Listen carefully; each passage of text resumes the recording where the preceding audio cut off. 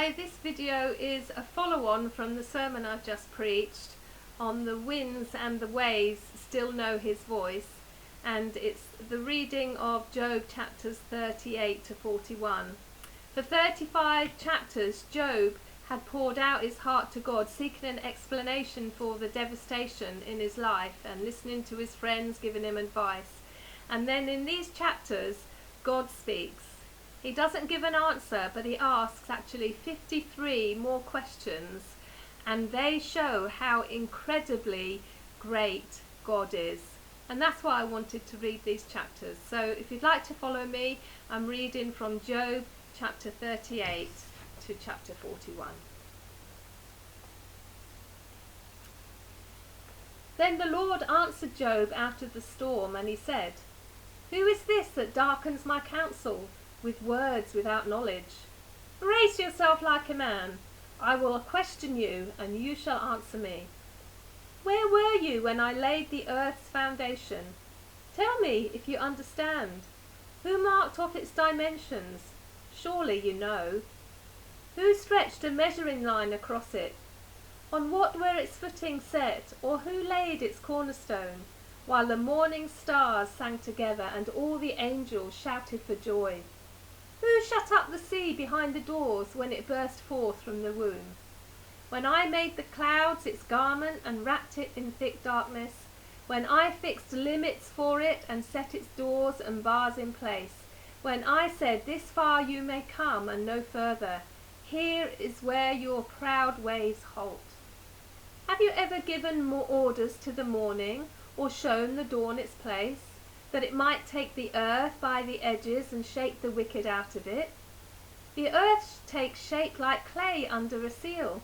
Its features stand out like those of a garment. The wicked are denied their light, and their upraised arm is broken. Have you journeyed to the springs of the sea, or walked in the recesses of the deep? Have the gates of death been shown to you? Have you seen the gates of the shadow of death? Have you comprehended the vast expanses of the earth? Tell me if you know all this. What is the way to the abode of light?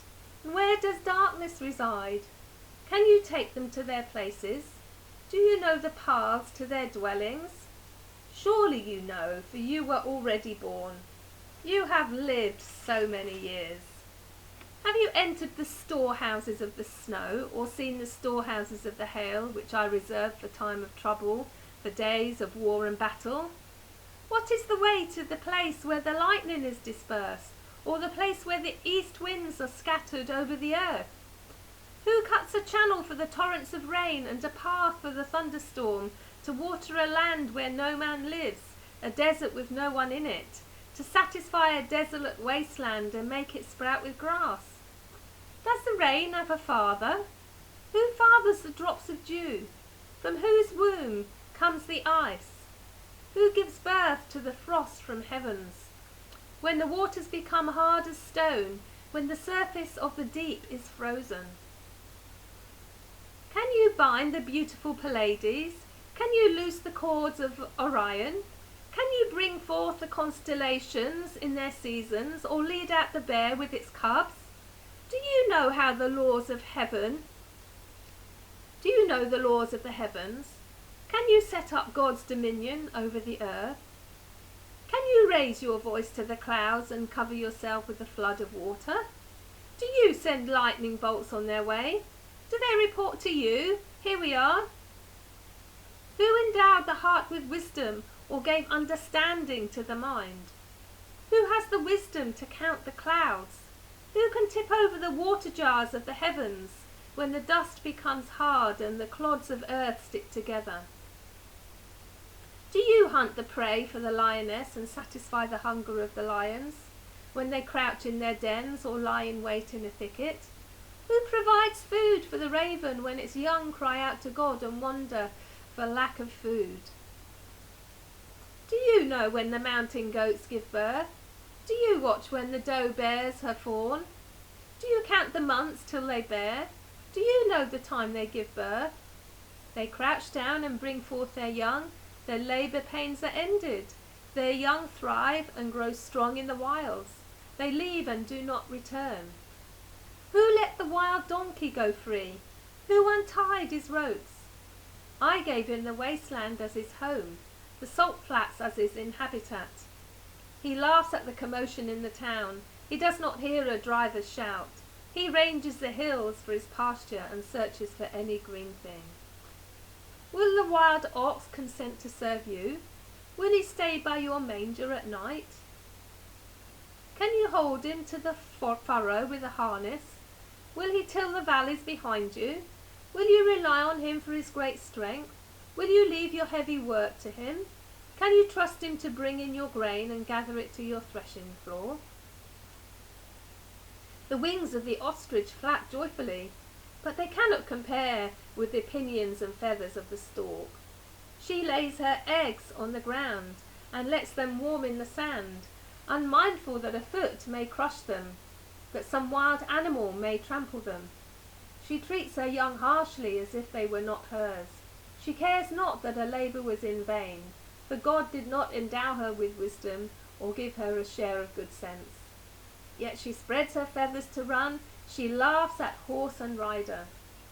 Do you give the horse his strength or clothe his neck with a flowing mane? Do you make him leap like a locust, striking terror with his proud snorting? He paws fiercely, rejoicing in his strength, and charges into the fray.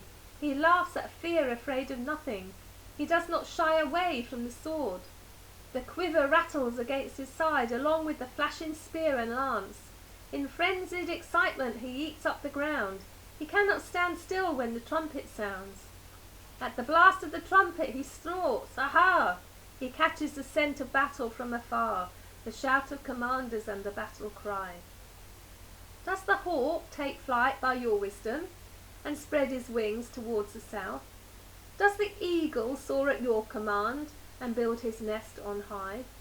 He dwells on a cliff, and stays there at night. A rocky crag is his stronghold. From there he seeks out his food, and his eyes detect it from afar. His young ones feast on blood, and where the slain are, there is he. The Lord said to Job, will the one who contends with the Almighty correct him? Let him who accuses God answer him. And then Job answered, I am unworthy. How can I reply to you? I put my hand over my mouth. I spoke once, but I have no answer. Twice, but I will say no more. And then the Lord spoke to Job out of the storm. Brace yourself like a man. I will question you, and you shall answer me. Would you discredit my justice? Would you condemn me to justify yourself? Do you have an arm like God's, and can your voice thunder like his? Then adorn yourself with glory and splendor. Clothe yourself in honor and majesty. Unleash the fury of your wrath. Look at every proud man and bring him low. Look at every proud man and humble him. Crush the wicked where they stand. Bury them all in the dust together. Shroud their faces in the ground. And then I myself will admit to you that your own right hand can save you. Look at the behemoth which I made, along with you, which feeds on grass like an ox. What strength he has in his loins, what power in the muscles of his belly. His tail sways like a cedar, the sinews of his thighs are close knit. His bones are tubes of bronze, his limbs like rods of iron. He ranks first among the works of God, yet his maker can approach him with his sword. This is possibly the hippopotamus or the elephant. The hills bring him their produce, and all the wild animals play nearby. Under the lotus plants he lives. He lies hidden among the reeds in the marsh. The lotuses conceal him in their shadow. The poplars by the stream surround him. When the river rages, he is not alarmed. He is secure, though the Jordan should surge against his mouth. Can anyone capture him by the eyes, or trap him and pierce his nose? Can you pull the Leviathan with a fish hook? I believe that's like an alligator or crocodile. Or tie down his tongue with a rope? Can you put a cord through his nose, or pierce his jaw with a hook? Will he keep begging you for mercy? Will he speak to you with gentle words? Will he make an agreement with you for you to take him as your slave for life? Can you make a pet of him like a bird, or put him on a leash for your girls? Will traders barter for him?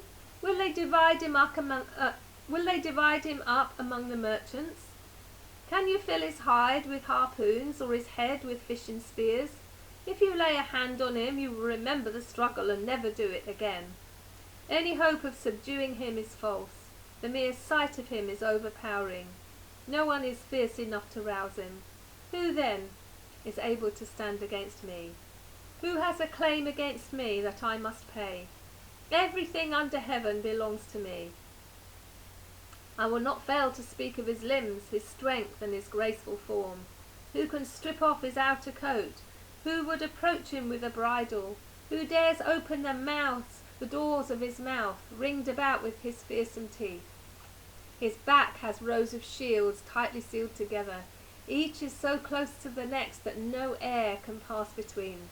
They are joined fast to one another. They cling together and cannot be parted. His snorting throws out flashes of light. His eyes are like the rays of the dawn. Firebrands stream from his mouth. Sparks of fire shoot out. Smoke pours from his nostrils as from a boiling pot over a fire of reeds. His breath sets coals ablaze and flames dart from his mouth. Strength resides in his neck. Dismay goes before him. The folds of his flesh are tightly joined. They are firm and immovable. His chest is as hard rock, hard as a lower millstone. When he rises up, the mighty are terrified. They retreat before his thrashing. The sword that reaches him has no effect, nor does the spear or the dart or the javelin. Iron he treats like straw, and bronze like rotten wood. Arrows do not make him flee. Sling stones are like chaff to him. A club seems to him but a piece of straw. He laughs at the rattling of the lance. His undersides are jagged potsherds, leaving a trail in the mud like a threshing sledge. He makes the depths churn like a boiling cauldron, and stirs up the sea like a pot of ointment. Behind him he leaves a glistening wake. One would think the deep had white hair.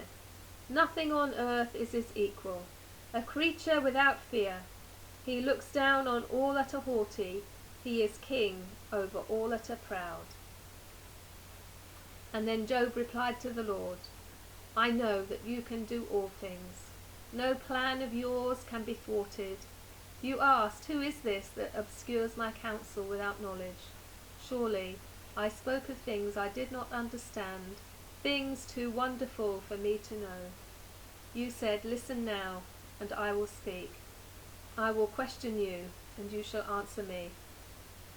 My ears had heard of you, but now my eyes have seen you. Therefore I despise myself and repent in dust and ashes. May our hearts and our thoughts be expanded this year to grasp the greater vision of our God. Amen.